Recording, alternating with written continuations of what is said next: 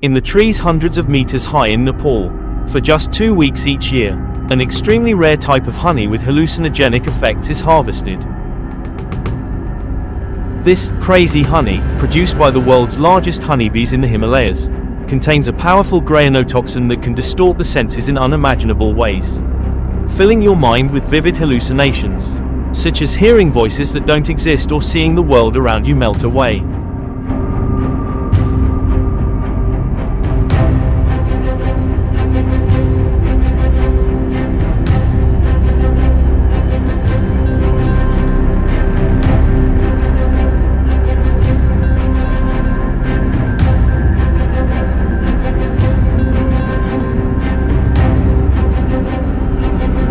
They reached the base of the centuries-old mark tree, set up their ladder, and then climbed the slick wooden rungs one by one, each foot placed firmly to avoid slipping into the void below. High above, the glossy black honeycombs lay exposed among the foliage, layer upon layer immersed in a droning hum like thousands of invisible arrows. Careful with every step, every second carries the weight of life and death. They secured the bamboo ladder against the time-worn trunk, the smooth rungs awaiting their conquest. Gazing up toward the treetop, where the dark hives hung like radiant treasure ready to be unearthed, their desire to survive another day and provide for their families drove them onward. Nepaline feet found solid purchase as sweat and tears mingled, fingers gripping the rope. The buzzing of over 100,000 bees pressed against their skin like countless invisible spears, poised to strike any who dared.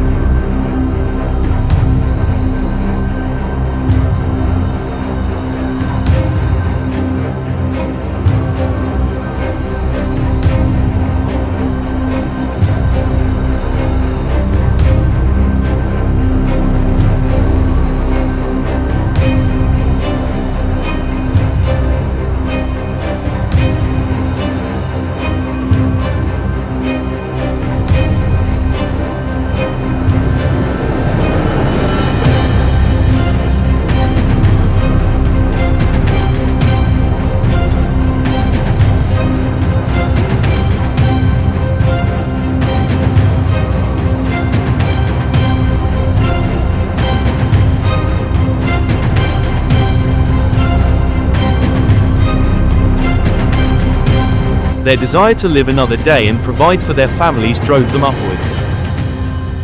Sweat and tears mixed as Nepa's slender feet found solid footing, his hands gripping the rope ladder. The droning of over 100,000 bees pressed against their skin like invisible spears, ready to strike any who dared. Yet experience and courage were Nepa's unseen weapons, keeping him calm. When smoke from the first incense bundle billowed out, the hive erupted in fury, hundreds of bees darkening the air.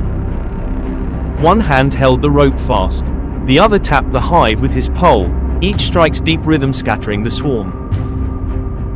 Chunks of hardened wax and sticky honey plop into the bamboo basket, gleaming golden in the morning light. "Hurry, they'll be back," his grandfather's voice echoed. The final push. This ritual repeated over and over. Loosen the comb, pry away the wax, gather the honey, each slab torn free, each drop dripping into the basket, made their hearts pound and their backs sweat from the relentless swarm. Suddenly, a sharp pain seared through Nepa's flesh, an angry bee's sting, but he merely clenched his fist, let out a soft grunt, and pressed on. For his children's meal, for his family's survival, he forced himself to ignore the agony.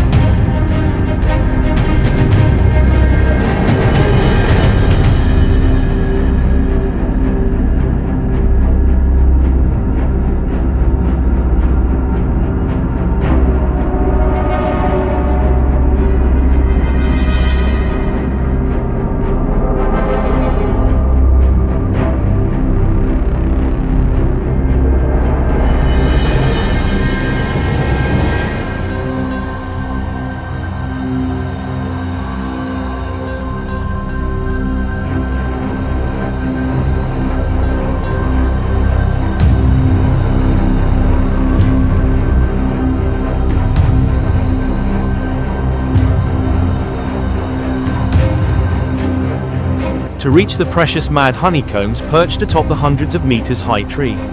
Nepa had to climb the sheer trunk using only a makeshift rope ladder. As soon as the incense smoke began to drift, the enraged swarm surged forth. But Nepa's experience guided him.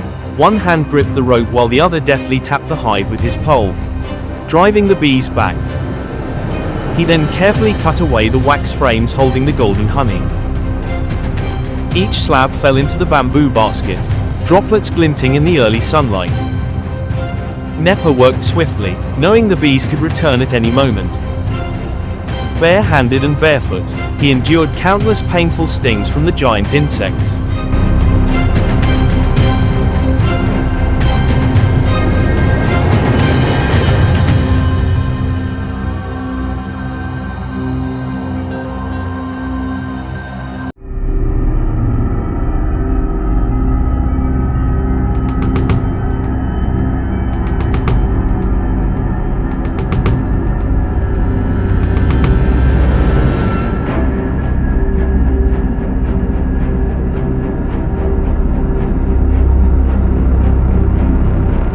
At the critical moment, Nepa had to balance skillfully with a basket of honey and two poles, one to steady his body, the other to cut into the hive. The bees stung relentlessly, sometimes over 100 times each hunt, but he remained calm, secured only by the rope tied to the ladder. A single misstep could be fatal. Nepa worked swiftly and cautiously, harvesting each slab of golden comb before hauling it up to share the golden treasure that has been celebrated for millennia.